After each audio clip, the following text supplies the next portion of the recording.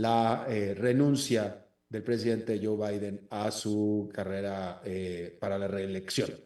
Y la verdad es que era previsible, aquí lo comentamos muchas veces, era perfectamente previsible, simplemente porque no había manera de cómo permanecer en la carrera. Por más que dependía de Joe Biden, o sea, si él no hubiera renunciado y se hubiera quedado, no había manera de quitarlo, no había manera de quitarlo, como son las reglas sobre todo en este caso en el Partido Demócrata, no había manera de quitarlo y la única manera de poder hacer que se quitara o se saliera de la carrera presidencial era que él renunciara. Y él decía que no iba a renunciar y no iba a renunciar, y si no hubiera querido renunciar, no había manera de hacerlo. Pero pues yo creo que era cuestión, bueno, no, así lo comentamos aquí en este programa, se lo comenté, lo estuvimos platicando ustedes y yo, en el sentido de que, bueno, pues al final Joe Biden es un político y los políticos usualmente son prácticos pues terminó dándose cuenta Joe Biden de lo que se trataba y de lo que estaba pasando y él llegó a reclamar, él reclamó el lunes pasado justamente en una entrevista importante que tuvo con Lester Holmes, una periodista, es que él empezó después del fracasado desempeño del debate presidencial, él empezó a tratar de recuperar terreno en entrevistas de alto nivel y en una de estas que hizo el lunes pasado, él reclamó y de hecho le estaba reclamando al periodista, le reclamó, le decía, oye, ¿cómo es posible que se estén fijando en mi desempeño en el debate, en el sentido de que me quedé trabado y no se fijen en las mentiras que dijo Donald Trump?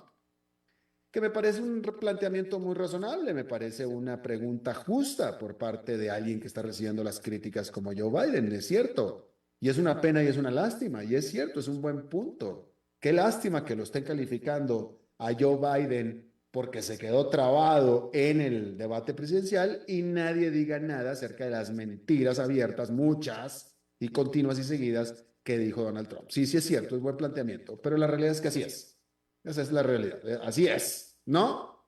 Y la realidad también, desafortunadamente, injustamente, era que con esas mentiras, perdóneme, que con esas mentiras Donald Trump le iba a ganar en la elección a Joe Biden, que era percibido como alguien que no tenía la capacidad motora ni cognitiva de poder llegar a la presidencia y mantenerse en la presidencia.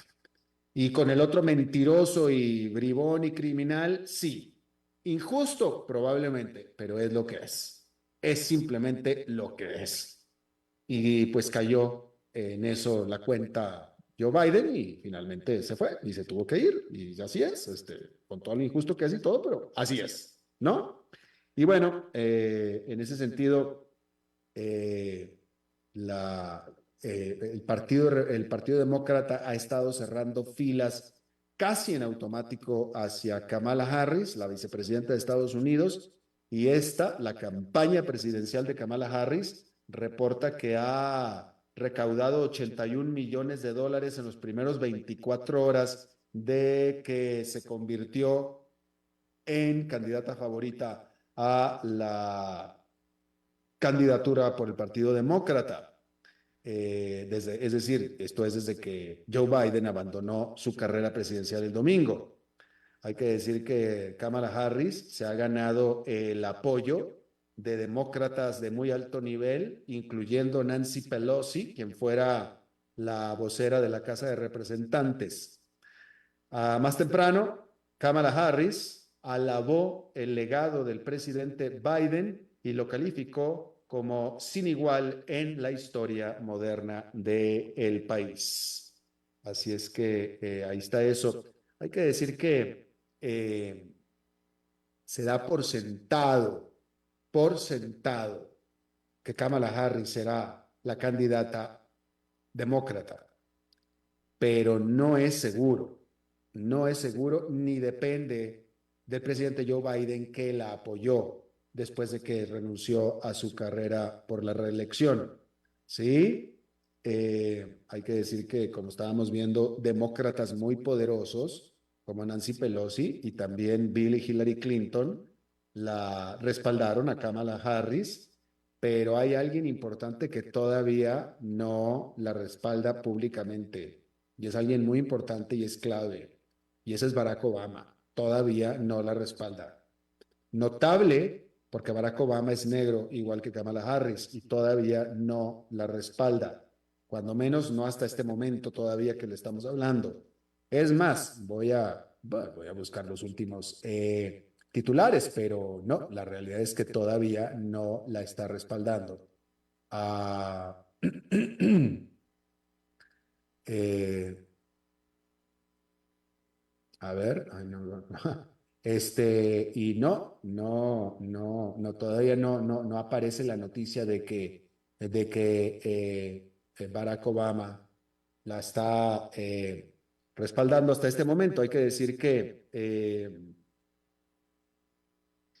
gente como Barack Obama eh, y otros demócratas más, o sea, si no es Kamala Harris por un proceso básicamente de unción, ¿sí? Entonces, ¿qué es lo que está sucediendo en este momento? Básicamente es que el partido, vaya, nosotros, la élite, lo que llamaba Joe Biden como la élite del Partido Demócrata, la élite quiere que sea Kamala Harris y se acabó. Parece ser que Barack Obama y otros más están aparentemente apoyando un proceso durante las siguientes semanas eh, que sea más democrático,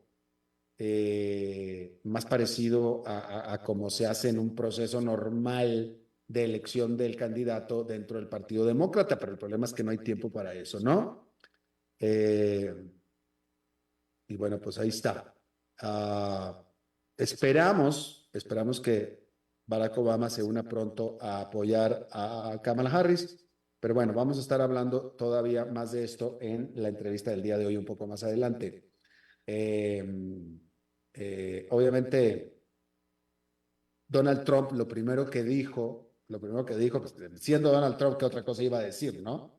Pero lo primero que dijo Donald Trump de Kamala Harris, del prospecto que saca Kamala Harris, dijo Donald Trump, es más fácil ganarle a Kamala Harris que Joe Biden, dijo Donald Trump, eso fue lo que dijo. Kamala Harris en su primera declaración como muy probable candidata por el Partido Demócrata a la presidencia, ya dijo algo sobre Trump y Kamala Harris lo dijo, porque hay que recordar que Kamala Harris, ella es abogada y ella fue fiscal. Ella perseguía a criminales, ella fue fiscal, ¿sí? Y Kamala Harris dijo de Donald Trump, yo conozco a los tipos como Donald Trump, yo los conozco, yo soy fiscal, yo sé cómo son ellos. Que me parece francamente una declaración bastante estelar por parte de alguien que fue fiscal, ¿no? Y bueno, vamos a hablar de esto con nuestro invitado más adelante, yo no he platicado con él, pero vamos a darle la oportunidad. Mire, esta es mi visión y creo que fui bastante consistente, ¿no? Eh, Siempre dije yo que Joe Biden le ganaba a Donald Trump. Después de ver el desempeño de Joe Biden en el debate, dije, no, ya no le va a ganar Joe Biden a Donald Trump. Y así lo pensé. Ahora que ya no está Joe Biden más, ya de nuevo el Partido Demócrata tiene otra vez una oportunidad y veremos qué clase de sorpresa es Kamala Harris. Veremos, puede que nos dé la sorpresa, ¿eh? No la conocemos, realmente no la conocemos bien. Vamos a ver, nos puede dar una sorpresa para los dos lados, positiva o negativa. Vamos a ver, apenas la vamos a conocer. Bien, hay que decir que eh, congresistas de ambos partidos, cambiando de tema, ¿verdad? Congresistas de ambos partidos llamaron a que renunciara, a que sacaran a la jefa del Servicio Secreto de los Estados Unidos por las fallas que tuvo la agencia de seguridad que permitieron el intento de asesinato en contra de Donald Trump. La jefa del servicio secreto, que se llama Kimberly Chattle, testificó ante un comité de la Casa de Representantes y ella aceptó todo lo que le criticaron, menos los llamados a que se fuera. Ese no lo aceptó. Hay que decir que ella y el servicio secreto admitieron que ignoraron solicitudes que tuvieron por parte de la campaña de Donald Trump por más seguridad y más recursos para seguridad. Nos admitieron que lo rechazaron, ¿sí? Pero sin embargo, ella testificó que en lo que se refirió al rally en cuestión donde fue el atentado, ahí no negó más recursos que se le pidieron. Ahí en esa no los negó. Y ella aceptó que el atentado es una falla del servicio secreto. Ella lo aceptó. Así es que ahí lo tiene usted. En este momento está volando hacia Washington el primer ministro de Israel, Benjamin Netanyahu, y horas antes de abordar el avión, dijo que Israel permanecerá siendo el aliado de los Estados Unidos, indispensable y fuerte en el Medio Oriente, al margen de quién sea electo en noviembre. Dijo que iba a Washington a agradecerle al presidente Biden por apoyar toda su vida a Israel. Hay que decir que también en Washington Netanyahu va a dirigirse a una sesión conjunta del Congreso por cuarta ocasión consecutiva. Una sesión conjunta del Congreso es una sesión donde se reúnen todos los congresistas de la Cámara de Representantes con todos los senadores. Esa es la sesión conjunta. Benjamin Netanyahu va a hablarles por cuarta vez, va a romper récord para un líder extranjero. Ningún otro líder extranjero ha hablado al Congreso en sesión conjunta por 4 veces. Bueno, las acciones de CrowdStrike, esta firma de ciberseguridad que fue la causante del problema, el apagón tecnológico del viernes, se desplomaron 13% este lunes las acciones, al estar aún las aerolíneas y otro tipo de negocios todavía tratando de recuperarse por los efectos del devastador defecto que se dio en una actualización que se lanzó este viernes. Este apagón tecnológico causó que la aerolínea estadounidense Delta cancelara más de 4,600 vuelos entre el viernes y el domingo, más otros 800 este lunes. Las propias acciones de Delta Airlines cayeron un 4%. Ucrania alcanzó un acuerdo para reestructurar 20,000 millones de dólares de deuda. Los tenedores de bonos de Ucrania acordaron reducir el valor de su deuda en más de un 30%. Y este acuerdo le da a Ucrania un margen de respiración para poder seguir operando financieramente en su economía que ha sido devastada por la guerra. Hay que decir que desde que comenzó la invasión de Vladimir Putin a Ucrania, el Producto Nacional Bruto de Ucrania se ha desplomado en un 25%.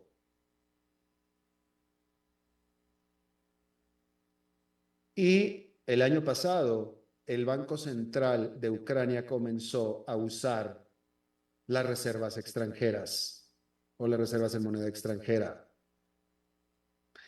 Bueno, y por cierto que en Rusia una corte sentenció a un periodista ruso-estadounidense a que pase 6 años en una colonia penal por haber diseminado información falsa acerca del ejército ruso. Esta periodista de nombre Alsu Kormasheva, que es una editora en Radio Free Europe o Radio Europa Libre y Radio Libertad, que es de Estados Unidos, fue declarada culpable el mismo día que el periodista reportero del Wall Street Journal, Ivan Gershkovich, que fue sentenciado a 16 años acusado de espionaje. El presidente de Radio Free Europe y Radio Liberty calificó a este veredicto como un chiste para la justicia. Por supuesto, hay que recordar, acuérdese usted, en Rusia, decir la verdad es, literalmente, esto es literal, en Rusia decir la verdad sobre el ejército es diseminación de información falsa. Dicho de otra manera, a ver si me lo puedo entender mejor. Si el gobierno emite una información oficial sobre el ejército, lo que sea, y sobre la guerra en Ucrania, lo que sea, si el gobierno emite una información oficial y un periodista emite información sobre el mismo tema, es decir, sobre el ejército, sobre la guerra en Ucrania, diferente a la que emitió el gobierno y por tanto en detrimento de o negando a, entonces ese periodista está cometiendo el delito de diseminar información falsa, porque la única información verdadera es la que emitió el gobierno. Y por eso están metiendo a la cárcel a Alsu Kurmasheva. Y así es como se ejerce el periodismo en Rusia. Y es literal lo que le estoy diciendo. No es opinión, es literal. Y finalmente, uno no tiene libertad de opinión. En todo caso, no tiene libertad de opinión. Tampoco, claramente. Tampoco tiene libertad de opinión. ¿Sí? Bueno. En Europa, la aerolínea más grande de Europa es una aerolínea de bajo costo. Y es Ryanair. Y no vuela a América Latina, si es que no espera ver uno de sus aviones en América Latina. Es una aerolínea doméstica de Europa, es la más grande y es Ryanair. Bueno, pues en esta, las utilidades de esta se desplomaron por casi 50% anual durante el segundo trimestre del año, principalmente como resultado de una caída importante en los precios de sus pasajes. Hay que decir que esta aerolínea también reportó que huelgas que hubo en el sistema de control aéreo también afectaron sus operaciones y por tanto sus números. El jefe financiero de Ryanair, Michael O'Leary, advirtió que los ingresos por las ventas de la temporada alta de verano van a ser materialmente más bajas que las del año pasado, que es cuando las aerolíneas domésticas de Europa tienen la oportunidad de recuperar gran parte o de hacer gran parte de su dinero anual durante el verano. Desafortunadamente no pudo y no van a poder. Así es que ahí tiene usted eso.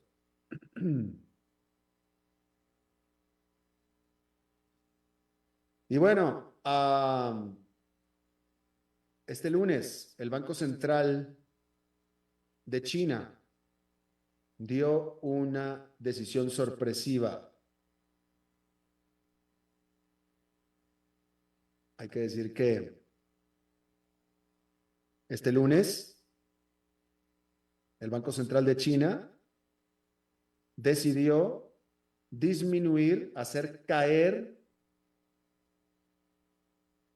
su tasa de interés de corto plazo, que es de 7 días, al 1,7% desde el 1,8%. Y por tanto también los bancos de China bajaron sus tasas de 1 año y de 5 años para préstamos al nivel de 3,35%, viniendo del 3,85%. ¿Por qué hizo esto el Banco Central de China? Bueno, lo hizo porque tiene un problema que es muy importante, que es que está presentando la economía de China deflación, caída de precios, que es tan peligrosa como la inflación, que es un aumento en los precios. Hay que decir que en China los precios han caído por quinto trimestre consecutivo, dependiendo de cómo se le mida.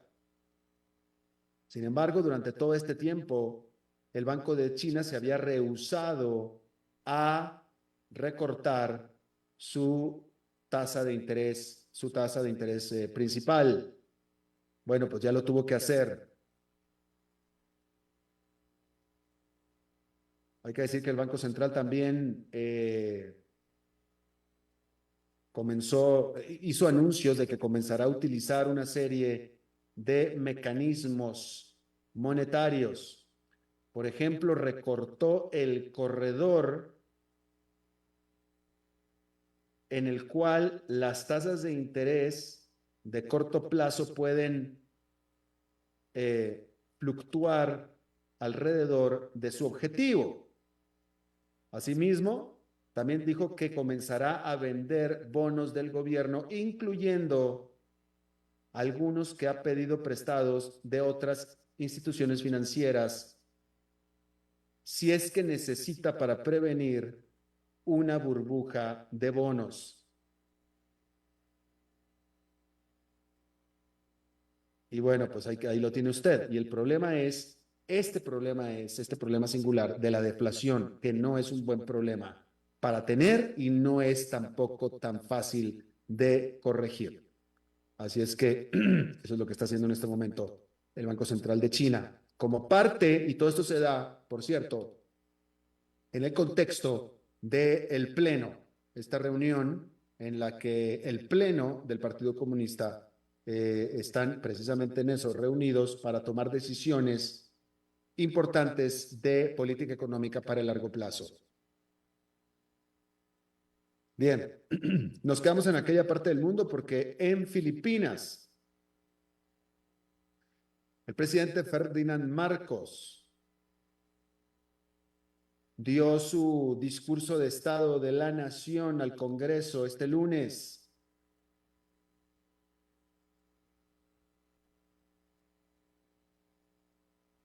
Hay que decir que durante los 2 años que lleva Ferdinand Marcos como presidente, ha habido una cierta inesperada y por tanto sorpresiva y admirada estabilidad política que se hubiera esperado, porque resulta que su vicepresidenta de Ferdinand Marcos es Sara Duterte. ¿Sí? Entonces estamos hablando de 2 dinastías que están compartiendo la presidencia en este momento. Porque ambos, Marcos y Duterte, es decir, Ferdinand Marcos y Sara Duterte, son hijas de expresidentes de Filipinas o hijos de expresidentes de Filipinas. Hay que decir que los padres de ambos fundaron estas dinastías.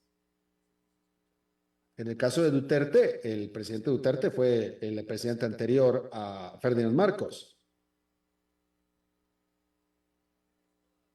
Y esta coalición, formada por esta generación más joven, lograron ponerse de acuerdo y evitar rivalidades y repartirse el poder, literalmente.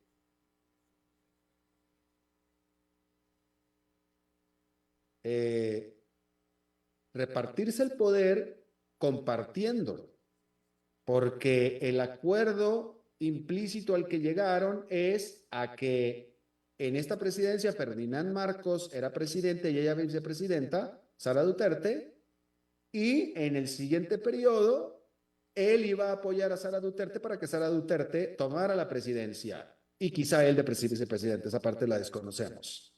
¿Sí? Y esto sería para el 2028. Sin embargo, algo pasó. Y el mes pasado de junio, Sara Duterte, que aparte de ser vicepresidenta, también era ministra, renunció al gabinete, renunció a mi puesto de ministerial y se permanece como vicepresidente, pero renunció. O sea, trabajaba junto con el presidente como ministro, aparte de ser vicepresidente, renunció a esto. Y ninguno de los dos hasta ahora ha dado una explicación clara de qué fue lo que pasó y qué es lo que está pasando con eso. Y en su alocución, en su discurso sobre el estado de la nación de este lunes, se reporta que Ferdinand Marcos no dio ningún mensaje ni se refirió en lo más mínimo a esta situación. Sin embargo, no pudo soslayar o nadie pudo dejar de notar que en el discurso donde debió haber estado y que estuvo todo el gabinete y todo el Congreso y todo el Pleno, había una ausencia muy notable. ¿Quién faltó? Pues nadie menos que, efectivamente, Sara Duterte. Así es que algo está pasando ahí. ¿Sí? Y bueno, déjeme informarle también, cambiando de tema, que este lunes en Múnich comenzó la 25ª Conferencia Internacional sobre el AIDS, sobre el SIDA. Y este evento se enfocará en el principio de esta epidemia. Bueno, no, más que no, déjeme, se lo aclaro. Se va a enfocar en cómo traer a esta epidemia al punto al que ya no sea considerada ni constituya una crisis de salud pública, y esto se espera que sea para el 2030. Y eso significa que sobre todo se pueda asegurar que los mayor cantidad posible de los que hoy en día están afectados tomen los medicamentos antirretrovirales apropiados, que no solamente salvan vidas, sino que impiden la transmisión del HIV o HIV, o VIH, mejor dicho, que es el virus que causa el SIDA. Yo creo que hoy en día ya a todo el mundo le queda claro que el SIDA ya no es mortal si se toman los medicamentos, ya no es mortal, fue mortal por mucho tiempo, ya no es mortal. Claro, quien se infecta de HIV tiene que tomar medicamentos toda su vida, pero una vez que toman medicamentos y que empiezan con los medicamentos, pueden vivir el resto de su vida normal y morir de viejos, no de SIDA. Infectados, pero no de SIDA. Y eso es importante.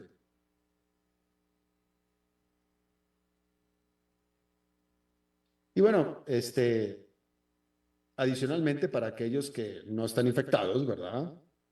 Pero que todo el mundo está en riesgo de ser infectado en cualquier momento, sí, bueno, pues se están desplegando una serie de técnicas profilácticas que se están haciendo cada vez más presentes y más sencillas y más simples. Y una de estas incluye las famosas pastillas del PrEP, las cuales reducen el riesgo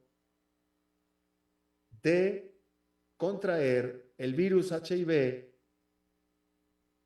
por medio de actividad sexual en un 99%.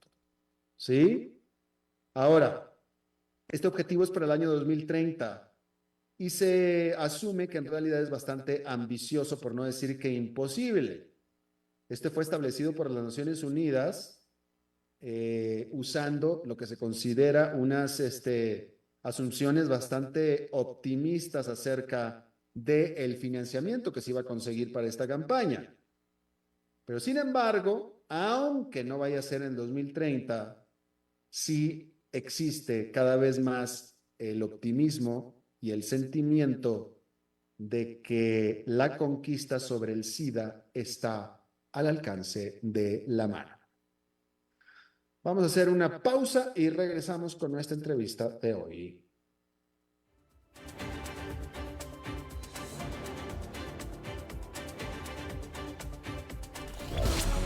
Entretenimiento, noticias y actualidad. 89.1 CRC Radio. Tenés todas las de ganar con Transcomer, puesto de bolsa de comercio. Empezá a invertir en el pitazo inicial y gana el juego de las inversiones en bienes raíces. Con Transcomer tenés el gane asegurado. Transcomer, puesto de bolsa de comercio. Construyamos juntos su futuro. Somos expertos en eso.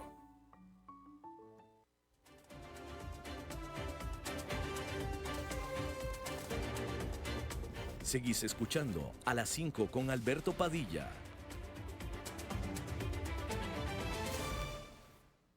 Bueno, muchísimas gracias por continuar con nosotros. Bien, vamos a hablar acerca de la campaña presidencial en Estados Unidos, en este contexto en el que el presidente Joe Biden renuncia a su candidatura y ahora los demócratas están buscando a quién poner en la carrera. Y vamos para eso a acudir a nuestro analista casi como corresponsal de facto en la campaña presidencial en Estados Unidos, Fabián Calle, analista de todos estos temas basado en Florida. ¿Qué tal, Fabián? Gracias por estar de nuevo tan pronto con nosotros. Como no, un gusto a vos, saludo a vos y a todo tu equipo. Gracias. Y de nuevo tan pronto porque es que así de nuevo, realmente, o sea, cuando uno piensa que esta campaña presidencial no puede tornarse más dramática, la verdad que no deja de sorprendernos, siempre con algo nuevo. Cuéntanos, Fabián. Bueno, primero que nada, no sé si sabemos en qué momento se da cuenta Joe Biden, porque todo este tiempo Joe Biden estuvo diciendo, no me voy, no me voy y no me voy. E incluso llegó a decir, señores, dejemos de perder el tiempo, únanse ya de una vez porque yo no me voy. Así es que mejor vamos a trabajar juntos todos para adelante. ¿En qué momento dice, creo que es mejor que me vaya? A ver, dada el deterioro cognitivo de Biden, es difícil marcar el momento, digamos, ¿no? Si fuera un político en plenas funciones de su psiquis, quizá podríamos hacer algún análisis más politológico. En este caso se complica, pero yo creo que un factor clave es cuando se anunció que se cortaba el financiamiento a la campaña, cuando varios de sus principales mecenas dijeron que hasta acá llegamos. Y después otro campanazo fuerte fue la declaración de Obama. El off the record hizo Pelosi diciendo que se iba a reunir con Biden para sugerirle que se bajara. Las declaraciones también de Schumer, no contundentes, pero daban a entender que estaban en el mismo sentido. Las 4 o 5 vacas sagradas del Partido Demócrata parecía que se encolumnaban hacia bajarlo. Claro. No, si te cortan el financiamiento y los que manejan el aparato demócrata, el clan Clinton, los Obama, la vieja guardia del Senado, mucho margen no hay. Por supuesto. Bien, ¿y ahora qué sigue? ¿Cuál es el proceso? ¿Cómo se elige? ¿Cómo se determina quién será el candidato o candidata demócrata? Porque no es automático, no es nada más que diga el presidente Joe Biden, como dijo, yo apoyo a Kamala Harris. No es tan fácil como eso. Ahora tenemos la convención demócrata el 19 de agosto en Chicago, que trae recuerdos de la famosa y trágica convención de 1968, ¿no? Que terminó con muertos, heridos y serios incidentes, con amenaza de que se iban a movilizar grupos pro Palestina. Digamos, el Partido Demócrata le tenía un gran temor a esta convención. y obviamente era un deadline al cual Biden se tenía que bajar antes de esa convención. Y acá el escenario que se arma es el previsible, es subir a su vicepresidenta. Yo creo que para en algún momento el Partido Demócrata pensó en renovar el ticket de manera total, digamos, ¿no? Porque tampoco Kamala es una persona muy popular en las encuestas. Y las tareas que le ha encomendado el presidente, no sé si con alguna carga de maldad por parte de su equipo allá por el 2021, fueron tareas que no la dejaron bien parada, ¿no? Cuando le encomendó el control de la frontera sur. La inmigración. O sea, le encomendó una tarea que sabíamos que iba a fracasar y que ella tampoco sentía por su relato de ser, digamos, el ala progresista o más progresista que el centrista histórico que fue Biden. Por lo tanto, una persona no popular, una persona que llena las redes con bloopers, especialmente su risa bastante estridente y a veces no utilizada en el momento adecuado. Frases muy huecas, es una persona que la verdad cuando uno ve las entrevistas no sobresale por su intelecto, muy propensa a utilizar frases hechas de manera demasiado repetitivas, ¿no? Hay un video donde repite la misma frase unas 30, 40 veces en 40 eventos. No es una estrella de la locución, claramente, ni del debate político, pero bueno, es la vicepresidenta, tiene esa particularidad de ser un melting pot de razas, padre jamaiquino, madre hindú, California, bueno, y creo que fue elegida por esa combinación, ¿no? Para izquierdizar un poco, darle un poco de toque femenino y de minorías a la candidatura de un viejo zorro de la política, del centrismo más pragmático del Partido Demócrata, como siempre fue Biden. Pero se decidió finalmente, creo que además entre otro motivo, porque si no se perdía toda la plata recaudada, subirla a ella en vez de renovar todo el ticket hubiera mostrado un nivel de desesperación muy grande. Se ha hecho un soft landing, que es subirla a ella de candidata a presidenta, no se pierde la plata que se juntó hasta ahora, que había venido juntando Biden, y no se pierden los representantes que apoyaron a Biden y que tendrían que haberlo votado a Biden y que van a votar a Kamala seguramente en la convención. Si no, todos esos delegados, la convención llegaba sin delegados de la interna, porque la gente que votó delegados para apoyar a Biden, Kamala Harris, no hubieran estado presentes porque no tenían a quién votar. Claro. Ahora, pregunta. Por otro lado, yo recuerdo, y tú estarás de acuerdo conmigo, que dentro de bueno, en los propios medios que se consideran alineados con el Partido Demócrata, como CNN, CNBC, etcétera, todo el tiempo de la presidencia de Joe Biden se hablaba y se comentaba del poco juego y el poco involucramiento que Biden le daba a Kamala Harris.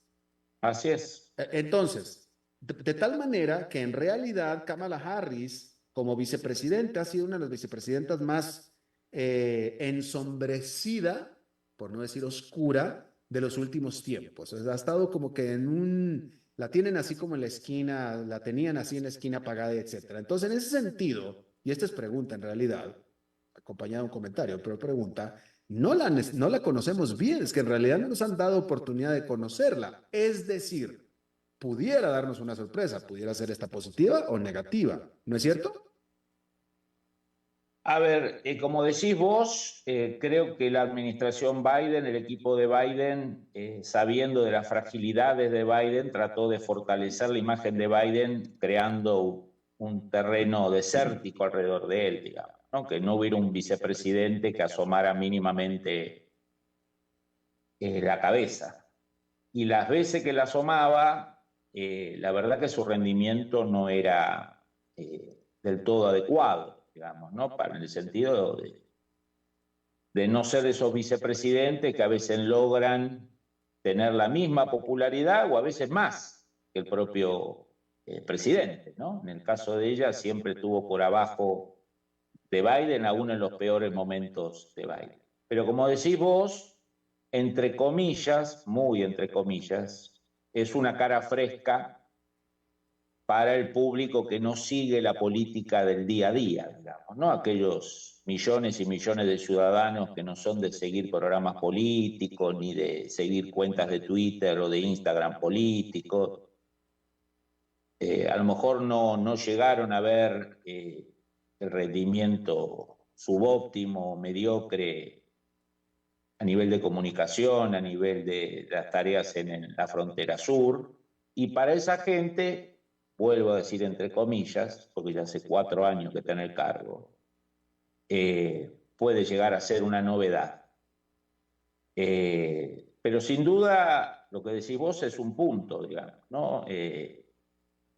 No llegó a su máximo desgaste, o no llegó al desgaste que hubiera podido tener de esta gestión con tantos claros oscuros, bastantes oscuros en los últimos largos meses, justamente porque no creo que para preservarla a ella, sino para fortalecer la imagen de Biden, la tuvieron ahí como media guardada en un placar.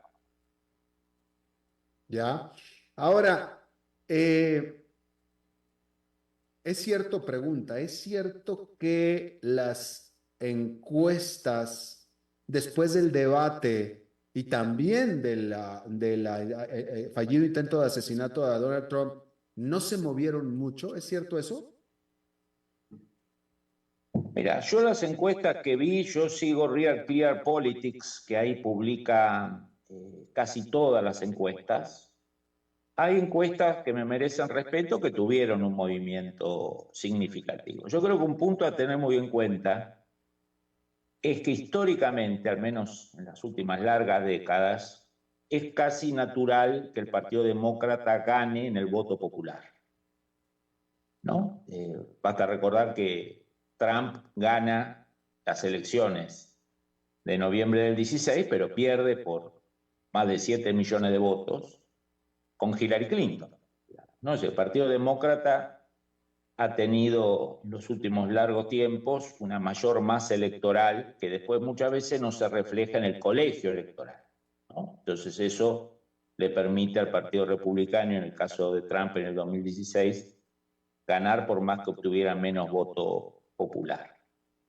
Lo que vienen mostrando las encuestas hasta ahora, de manera bastante homogénea, y más aún después de ese calamitoso debate al que se prestó o llevaron a Biden, que algún día va a haber que analizar quién lo planificó y quién lo hizo, tomándose unos cuantos meses para eventualmente provocar una crisis y hacerlo renunciar. Es poco usual un debate tan lejos de las elecciones. Alguna mente maquiavélica del Partido Demócrata creo que jugó ahí alguna carta.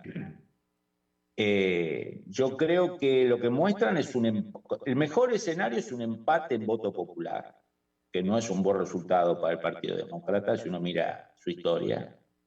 Y en otros casos, una desventaja, un porcentaje significativo para la política americana, 4 o 5 puntos, es un escenario, digamos, importante. Por lo tanto, yo creo que ahí lo que está apostando el Partido Demócrata, que estuvo en varias cosas estos días, es que se veía en un escenario no solo de derrota presidencial, sino de pérdida de control de las cámaras, y hasta la posibilidad que el Partido Republicano obtuviera una mayoría calificada, ¿no? Lo que se llama el filibuster. Yo creo que eso sonó todas las alarmas, salieron todos a acelerar el proceso, y al menos está la esperanza ahora de que salga del tema de la senilidad de Biden, de sus gaffes, una especie de momento de esperanza, ¿no? Y uno agarra la prensa demócrata y Kamala Harris parece Golda Meir, digamos, ¿no? Entonces ahí hay un momento de energización o energético de la campaña demócrata, que veremos si se sostiene, si se articula, veremos a quién elige de vicepresidente.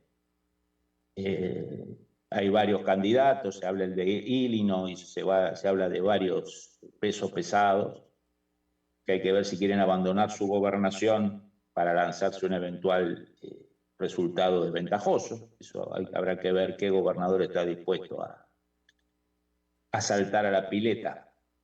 Ya. Por cierto, una reflexión al margen de todo esto es el hecho de que toda esta vorágine que se está dando en el Partido Demócrata, de tener que cambiar de candidato de último minuto porque tienen dudas o tenían dudas del candidato que estaba, que era Joe Biden, todo esto intrínsecamente da por sentado la mentira o anula el discurso de Donald Trump de que le robaron la presidencia, porque si fuera cierto de que le robaron la presidencia y por tanto se la van a robar, el candidato demócrata sería absolutamente irrelevante. Bueno, ahí tenés un punto. Yo creo que más que robarle la elección a Trump, que siempre hay algún margen de fraude en algunos estados históricamente, yo creo que el aparato republicano en 2020, por razones organizativas, por organizaciones históricas y además porque un sector grande del Partido Republicano no terminaba de digerir la irrupción de ese outsider que era Trump,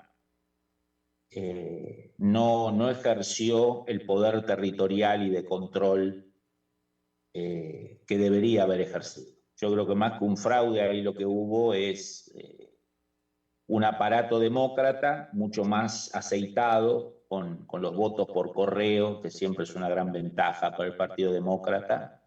El efecto COVID, que obviamente fue un cisne negro que pegó fuertemente en Trump a nivel simbólico por esa postura dura que tuvo Trump, digamos, darwiniana con respecto a la enfermedad, que asustó a algunos centristas que lo habían votado en la elección del 16. Pero creo que el Partido Republicano viene bastante más afilado y bastante más encolumnado y organizado que en el 2020. No, yo no creo sinceramente que haya habido un robo de la elección, pero sí que cuando se enfrentan dos aparatos y uno no está totalmente volcado, decidido en el terreno, se produce por efecto natural algunos desvíos o algunas picardías que en elecciones tan parejas como hubo en Estados Unidos en las últimas décadas, especialmente en estados claves, terminan dando vuelta al resultado. Qué interesante, muy interesante. ¿Qué opinas de la elección de vicepresidente que tuvo Donald Trump, de elegir a J.D. Vance? Yo creo que él ahí hizo una apuesta rara para el marketing moderno, ¿no? Porque él es un WASP y apunta a otro WASP, o sea, un ticket de WASP, de hombre blanco, anglosajón, digamos, ¿no? Esta idea de que las fórmulas tienen que tener alguna combinación de raza, religión. Acá no. ¿No? Acá no. Acá es... Bueno, tampoco lo hizo en ese sentido, tampoco lo hizo con Pence. Tampoco, pero Pence era el mensaje al aparato político republicano, sí, de, bueno, yo soy un outsider, pero respeto el aparato de ustedes, Pence es uno de ustedes. Sí, cierto, cierto. Acá es un muchacho joven, con un éxito de taquilla notable en su libro, con una historia de vida, de superación, y la historia, porque siempre hay que acordarse, como decía Samuel Huntington en su último libro antes de morir, Who Are We?, donde anticipó por varios años la aparición de un personaje como Trump. No habla de Trump, pero describe un personaje como Trump. Que hay una mayoría silenciosa en Estados Unidos, de 72% de WASP, o de blancos o descendientes europeos. Y Huntington decía hace más de 10 años, nadie le habla a esa gente hace mucho tiempo, nadie las cuida, parece que ser blanco, heterosexual, con hijos y trabajo es un privilegio que no merece ninguna piedad ni ninguna condescendencia por parte del Estado. Entonces Huntington decía, muy bien respetar a las minorías, muy bien alentar a las minorías, pero cuidado con olvidarse de la mayoría, ¿no? Porque si no podemos caer en una lógica perversa, que es el imperio de las minorías intensas y no de las mayorías moderadas. Y yo creo que es una fórmula que apuesta a eso. Una apuesta a esta historia de vida de Vance. Yo vi la película hace poco, me la sugeriste vos la última vez que hablamos, fui al canal, a Netflix y la vi. Vale la pena, ¿no? Es buena. Vale la pena porque es la historia de... Empieza con fábricas vacías, un pueblo que la gente, sus padres trabajaban en fábricas y ellos no. Otra historia importante me pareció el tema de la droga. Hoy la droga es un tema pesado en Estados Unidos, el fentanilo, la historia de drogadicción de la madre de Vance no es un punto marginal. Hoy Estados Unidos está viviendo una plaga de drogas como vivió con el crack en los 80. Ahí hay una historia para contar de la lucha contra la droga, de pueblos que han sido marginados por el traslado de la industria a China. Este muchacho cuenta muy bien esa historia en esa película, que además ha batido récord de teleaudiencia en los últimos 30 días por razones obvias. Claro. Yo creo que es una apuesta poco convencional. Es como decir, este es un Trump chiquito, ¿no? Está como en la película Mini-Me, ¿no? Que está el personaje, ese peladito que hace de villano, y al lado tiene uno chiquitito igual que él, que se viste de él. Yo creo que está Trump y una especie de, entre comillas, joven Trump, ¿no? Esta idea con un discurso muy homogéneo los dos. Yo creo que es una apuesta, no sé si dará resultado, pero una apuesta valiente, a pegar en la mesa y decir, esto queremos, pensamos lo mismo, estamos en la misma sintonía. Y aparte, un simbolismo muy trompiano me pareciera a mí el hecho de poner a alguien que había sido un absoluto y vociferante detractor y que después se tuvo que atener y tuvo que cambiar el discurso si quería seguir en la política republicana, y una manera, me parece a mí, de Trump de decir, aquí hay un converso más, tan solo uno más. Bueno, yo creo que lo que demuestra es un mensaje al Partido Republicano que él terminó de colonizar estos 3 años. Y es un mensaje a bienvenidos los arrepentidos, ¿no? O sea, acá hay piedad y vos podés hacer mucha carrera, por más que me hayas insultado, me hayas denigrado, podés llegar a lo más alto. Si yo transformé a alguien que me dijo barbaridades en vicepresidente, vos que me dijiste barbaridades podés ser gobernador, senador, diputado, ministro, secretario de Estado. No hay límite a mi piedad, siempre y cuando haya lealtad. Y me parece que ese también es el mensaje hacia adentro del Partido Republicano. Y ahí es donde es importante, porque creo que el Partido Republicano está mucho más activo, mucho más fuerte, mucho más militante y mucho más vigilante en las urnas de lo que estuvo en el 2020. Y eso puede terminar definiendo la elección. Claro, y ese es un buen punto. Y en ese punto lo dejamos. Fabián Calle, analista de todos estos temas de campañas electorales y políticos en Estados Unidos, basado en Florida. Te agradezco como siempre tu buena disposición a charlar con nosotros, Fabián. Un gusto tu llamada siempre. Hasta la próxima. Y bueno, eso es todo lo que tenemos por esta emisión de A las 5 con su servidor Alberto Padilla. Muchísimas gracias por habernos acompañado. Espero que termine su día en buena nota, en buen tono, y nosotros nos reencontramos en 23 horas. Que la pasen muy bien.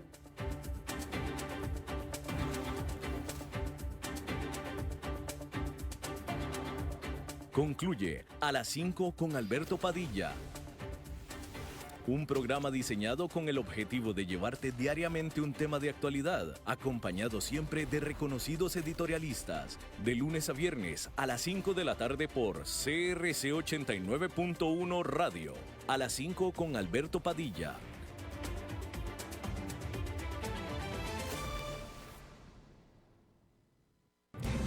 A las 5 con Alberto Padilla fue traído a ustedes por Transcomer, puesto de bolsa de comercio. Construyamos juntos su futuro. Somos expertos en eso. Agranda tu pizza. Convertila ahora en un Ready Combo y ahórrate hasta un 50%.